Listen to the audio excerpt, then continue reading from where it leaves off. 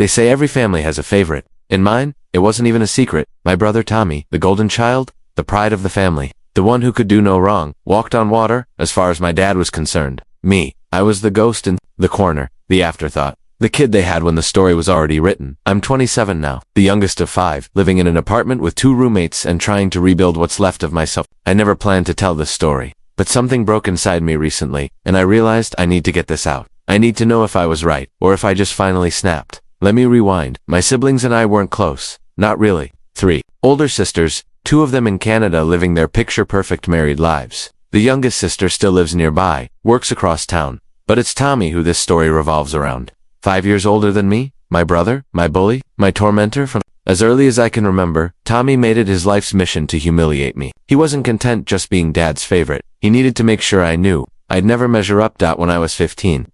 He dumped a bucket of water on my bed, snapped a picture, and blasted it on Facebook with the caption, "Little bro still waits the bed." It wasn't just cruel, it ruined my school life for months. He pushed me down the stairs once. No joke, I sprained my wrists. Dad said I was being dramatic. When he got engaged, Tommy actually sent out wedding invites to everyone in the family except me. Told me I could come if I agreed to be the flower girl. I wish I was kidding, and no one said a word. Why did he get away with it? Simple. Tommy was Dad's reflection. Athletic, charming, a real man, as my dad liked to say. Star of his school, top of his class, always bragging about some new win.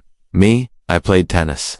Dad said it was a girl's sport. I didn't go to church like he wanted. I didn't vote like he did. I wasn't a son he could be proud of, so he pretended I didn't exist. But the worst thing Tommy ever did until I flipped the script was sabotage everything I ever loved. He stole my bike, my PlayStation. He even tricked my first girlfriend into thinking I was cheating on her by showing her a picture of me hugging my cousin. Yeah, that kind of guy. No one ever held him accountable. Not Dad, not our relatives, not the neighbors. Everyone just said, "Oh, that's just Tommy." But something changed 2 years ago. Met Kelly. She was smart, kind, funny, and for some unexplainable reason, she liked me. We clicked fast. Talked about moving in together. For the first time in my life, I felt like maybe I wasn't broken. That maybe I was enough. Then, Tommy. Met her and everything went to hell. 5 months ago, Kelly texted me saying, "We need to talk." Now, if you've ever been in a relationship, you know that sentence is never followed by anything good. My stomach dropped. My first instinct. She was breaking up with me. Maybe things were moving too fast.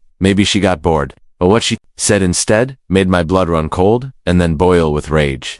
"Your brother's been messaging me," she said, trying to keep her voice steady. At first it was just friendly, small talk. I thought it was nothing, but it's not nothing anymore. Apparently after that family BBQ, where my sisters had flown in and we all pretended to be one big happy unit, Tommy started texting her. Harmless stuff at first. "Great meeting you. You're cool. We should all hang again." Then it escalated. Flirty comments, late night texts, subtle jabs at me, like "You ever feel like you could do better?" He told her, flat out, that he thought I was gay, that I was using her as a cover, that she deserved someone real. I wasn't shocked. That's the sickest part. I wasn't even surprised because this sabotage, this need to ruin anything I cared about was so very Tommy. What shocked me was how Kelly reacted. She didn't ghost me. She didn't believe him. She came straight to me, told me everything, and waited. Her eyes searched my face like she was looking for the catch. And when I didn't explode with anger, she frowned. "Why are you not more upset?" she asked. "This isn't normal. You're calm." That's when I told her the truth. About my childhood, about Tommy, about the pranks, the abuse, the never-ending games. And as I spoke, I saw her expression shift, therapist mode kicking in. She told me I was conditioned, that years of emotional abuse had rewired me to expect betrayal, to accept disrespect as normal. And then she said the words that lit the fire under me: "You need to stand up for yourself. Not for revenge. For your own healing." I thought about it for days, and then I had an idea. A bad one. One I couldn't stop turning over in my mind. What if I didn't just call Tommy out? What if I made him burn? I pitched the plan to Kelly. At first, she was horrified. But eventually, reluctantly, she agreed. She'd flirt back. Play along. Let him dig his own grave. Because this time, I wasn't just going to sit back and take it. This time, I was going to destroy the golden child. The trap is set over the next few weeks. The plan played out like a dark, slow burn drama. Kelly and I rehearsed every move, every line, like actors in a twisted play. She started replying to Tommy's messages, casually at first, emojis, quick replies, friendly banter, just enough to keep him on the hook. And as expected, Tommy took the bait. Hard. It didn't take long for him to ramp up. The flirty texts became suggestive. He started asking to meet alone. He sent a shirtless selfie. He talked about how freeing it would be to be with someone who really gets him. Kelly played along, always careful not to cross a line. just enough to keep him biting. And then came the kicker. Tommy claimed he and his wife had an open marriage, that she was cool with it, said they'd been exploring things with other people, that it wasn't cheating, it was freedom. Kelly asked him point blank, "Would you meet me? Just us." He didn't hesitate. Yes, the trap was set. They made plans to meet at a local motel, just a quick dinner and drinks beforehand, then a nightcap. Tommy thought it was a sure thing. What he didn't know was that I had already spoken to his wife. She and I had always gotten along. She was one of the few people in our family who treated me like an actual person. I showed her the texts, the screenshots, the plans. She was devastated, but she didn't break. She asked for one thing, see it for herself. We booked the motel room and hid 3 small recording devices, one by the TV, one near the bed, one by the bathroom. Kelly wore a mic. Tommy walked in, grinning like he just won the lottery. The drinks flowed. The flirting ramped up. He leaned in, whispered things, touched her hand. Then Kelly excused herself to the bathroom.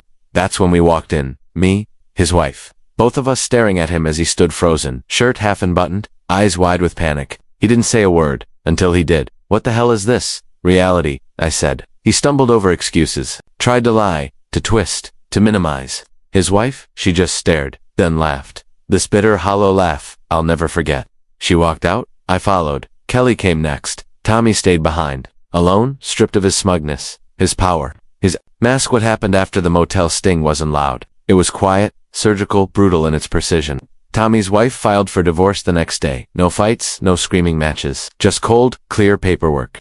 She used the texts, the recordings, everything. Turns out, he'd been cheating on her for years, not just with Kelly, but with random women from dating apps, coworkers, even someone she vaguely knew from the gym. She found all this out when she took his laptop. Thinking it was hers, he panicked, tried to snatch it back. When she refused, he smashed it.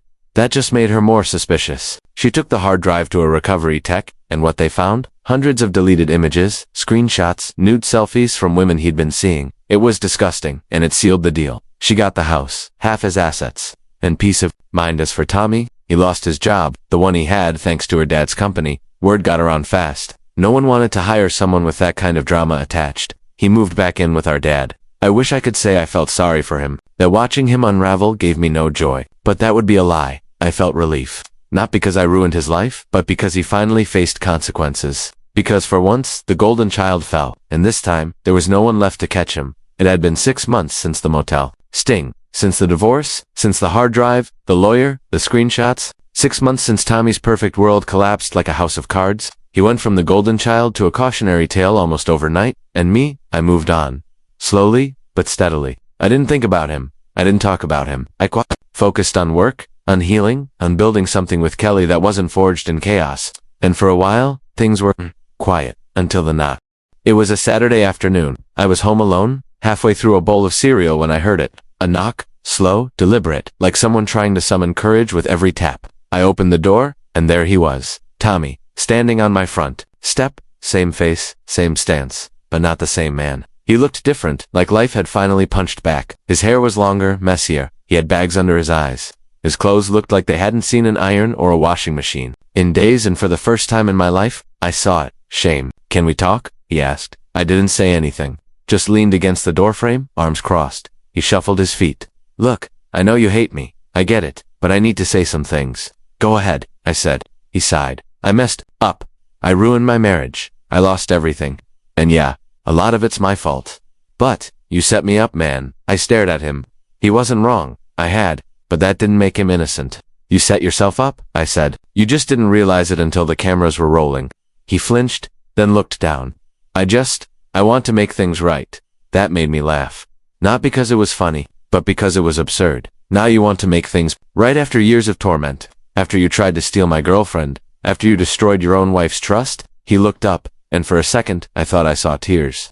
"I'm not asking for forgiveness. I needed to say it. I was jealous, man, of you, of how mom used to talk about you, of how you never tried to impress dad. You just were. That stopped me. Jealous of me, the invisible kid, the family disappointment. It was surreal. I don't know what you want from me, Tommy. An apology, closure, redemption." He shook his head. "Nothing. Just wanted to say it out loud. Maybe for myself." I nodded, then stepped back. "Then say it." He paused, took a breath. "I'm sorry." The words hung in the air, fragile and raw. I let them sit there, let them echo. Then I closed the door. Not because I was angry, but because I was done. Some stories don't get clean endings. Some wounds don't heal with apologies. But sometimes, just sometimes, the villain shows up at your door, and instead of letting him in, you let him go. When Tommy walked away from my doorstep, I thought that would be the end. A final chapter closed, the end of a long, toxic saga. But closure isn't a moment, it's a process.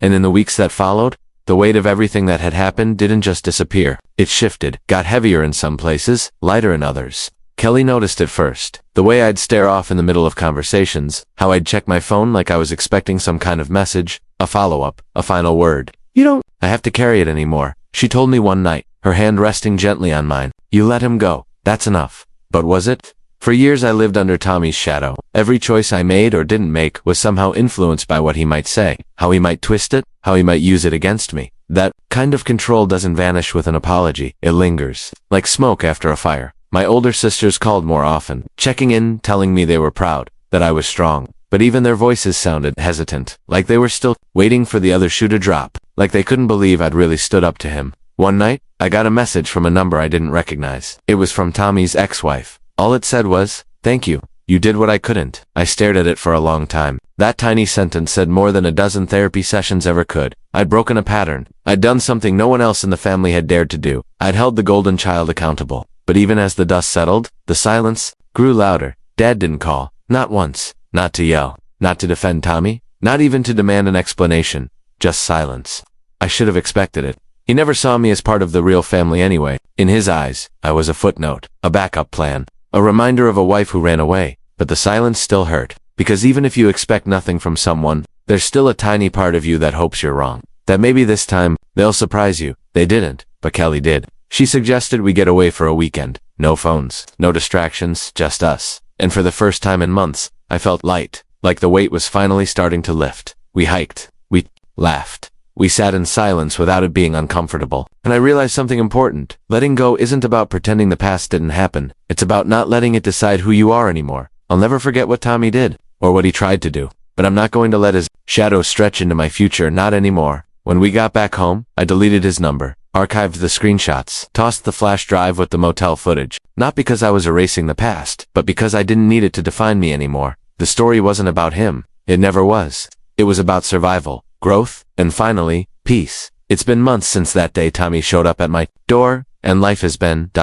quieter. But the silence isn't peaceful. It's heavy, like the kind that presses down on your chest and makes every breath a reminder of what's been lost. My family is fractured, more than I ever thought possible. Dad barely speaks to me now, caught somewhere between disappointment and denial. The sisters stay out of it, unsure where to stand or maybe just tired of the chaos. Kelly and I keep moving forward, but even our relationship carries scars from the war we fought. Every time I think about Tommy, I remember the cruelty, the betrayal, but I also remember the little boy I once was, who just wanted a brother. I don't hate him anymore. Maybe I never really did. Maybe it was the family that failed us both. I'm learning to live with the weight of silence, the spaces left, empty by broken promises and shattered trust. Some wounds don't heal overnight. Some families don't mend in a single moment. But I'm still here, still fighting, still hoping for something better, even if it's just peace.